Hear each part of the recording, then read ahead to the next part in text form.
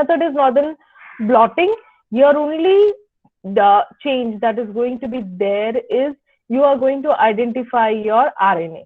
So when you want to identify your RNA, here you are not studying your genomic DNA or any DNA, but here you are using it to study the gene expression, right? So what do you mean by gene expression? Like at a particular time, you are going to detect that which are the mRNAs that are being produced by a particular cell. Okay, so that will help us. It is a kind of a notion that if the mRNAs are being produced, then the protein is going to be definitely being produced. With this assumption, we use the detection of mRNA for the study of the gene expression instead of doing it the entire proteins. Okay. See, when you talk about the steps of your gene cloning, in that southern blotting is more, it is going to be more effective, or you can say it is one of the steps which is required for the isolation of your gene of interest. But in your syllabus, blotting technique as a whole has been included. So that is the reason why I'm also talking about your northern blotting and western blotting over here.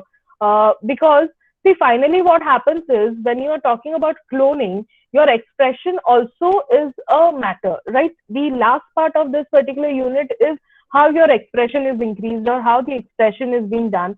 So if you want to study that, if you want to estimate the amount of expression of a particular protein that is being done in a cell, so these particular methods, that is your northern blotting and your western blotting, is going to be helpful. So that is the reason why we are also studying these two methods over here. But if cloning, like if you get a question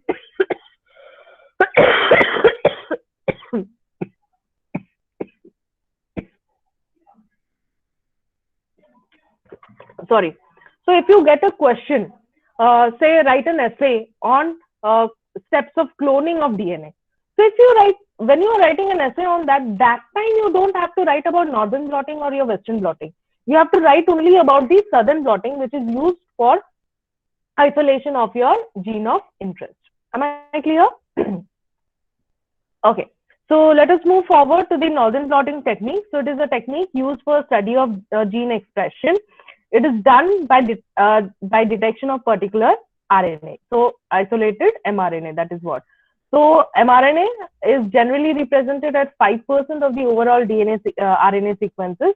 And this method reveals the identity, that means which is the mRNA which is being produced, how much, the number, how much is this produced, its activity and size of the particular gene. So this blotting technique can also be used for the growth of a tissue or organism in different stages of differentiation and morphogenesis in the abundance of RNA changes, and this can be identified using this technique. So as you know that RNA, when you are talking about gene expression, when do you check the gene expression? At different conditions. Usually gene expression is going to be checked comparatively. Yes. So you have two types of cells which are different. Like it can be a normal cell, it can be a disease cell, it can be at different growing stages. It can be a cell which is at the resting phase, a cell which is at the dividing phase. Okay. So there should be some difference. So you can say a cell which is, is not in contact with a drug, whereas the other cell is in contact with a drug or any other molecule. Okay. So you are having different environments or different stages of cells, and then in that, how the gene expression is being changed, that is what is being detected in your gene expression. So it also aids in the identification of abnormal disease or infected conditions at the molecular level. So this technique was developed by James Alvin in 1977. So 1975, we saw that Southern had already developed the blotting technique for DNA. So keeping that as the basis, James Alvin, he developed it for your RNA, and it was just named northern blotting so that it's just southern blotting, western and eastern karke ye karenge. So that's how it was being named. So it was developed by James Alvin, David Kem, and George Stank at Stanford University. So this technique got its name due to the similarity of the process with southern blotting. And the primary difference between these two techniques is that northern blotting concerns only about your RNA. So let us talk about the principle. So when you talk about RNA, there are specific characteristics of this RNA, for example, your poly A tail and all, which are going to be utilized in this particular principle. So as a normal blotting technique, northern blotting starts with the electrophoresis. So whatever your RNA samples that you have isolated, yes, so RNA has to be isolated from your cells. So here you need not go for any kind of your restriction digestions, because RNAs are not going to be very big like your genomic DNA. So they are going to be small RNA molecules, right? So there you need not go for restriction digestion. So the first step is isolation of the mRNA from the cells. Once you have isolated, then you go for electrophoresis. Okay. So electrophoresis will separate out the RNA molecules based on the charge of the nucleic acid, and then the charge in the nucleic acid is proportional to the size of the nucleic acid sequence, and thus the electrophoresis membrane separates the nucleic acid sequence according to the size of the RNA sequence. So in case our target sequence is an mRNA, the sample can be isolated through oligocellulose chromatographic techniques also, because your mRNA is characterized by a poly A tail. But you may not do it and you just go for your northern blotting directly.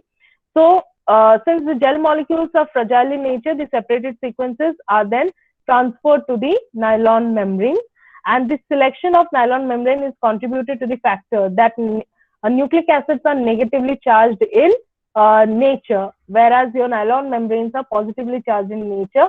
So what happens is it is easier for them to, they have an complementarity, or you can say they have affinity towards itself. So once the RNA molecules are transferred, it is immobilized by covalent linkage. So here again, you don't have to go for denaturation, because your RNA molecules are going to be your single-stranded. Yes.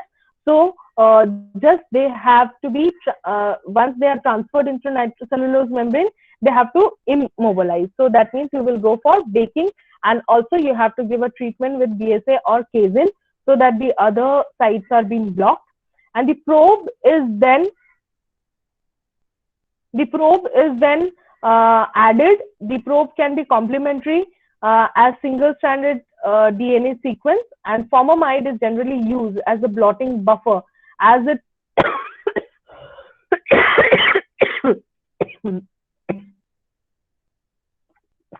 sorry. So this formamide will reduce the annealing temperature. So at a lower temperature also, this RNA can go and bind to these probes, okay, or the probes can bind to the RNA. Okay. So let us quickly, this was the principle of that. So let us quickly see the procedures, which is going to be again similar to this. So the tissue or the culture sample first is homogenated, okay, so that all the contents of your tissue or your cells are being coming out in the extract. So the samples may be representative of different types of culture for comparison. As I've already talked about, gene expression is usually done in comparison. Or you can just study the different stages of growth inside the culture. So like for example, in the log phase, lag phase, in your stationary phase. So again, in all these different types of your culture conditions or growth phases, the gene expression is going to be different. So how it is different, that can also be studied.